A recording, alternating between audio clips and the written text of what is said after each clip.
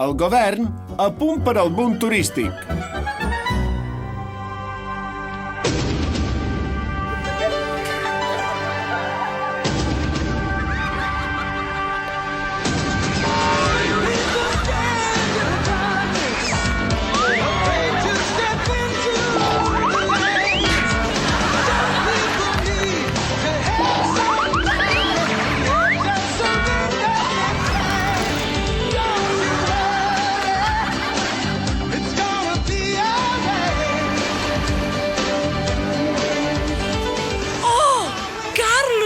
Mira, un turista amb tot inclòs.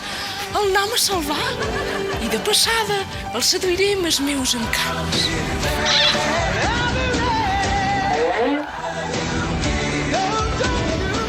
Estimat turista, com deia el famós filòsof Siéntate cabrón, turista que gasta calderilla, barco de rejilla. Ja? Sevillana? Jole? No, de Sevilla res, jo som de Ciutadella i te canvi aquest vi de Don Pimpom per aquest vi añejo.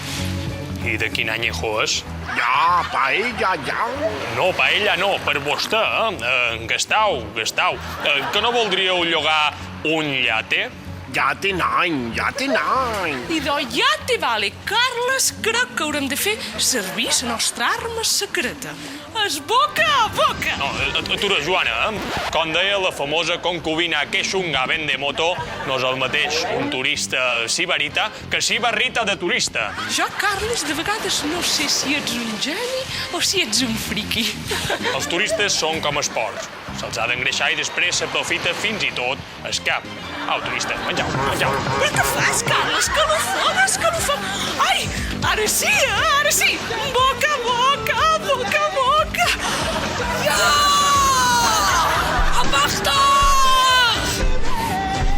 Jo, salva! Necesita otro utensilio. Ya, esto. Ay.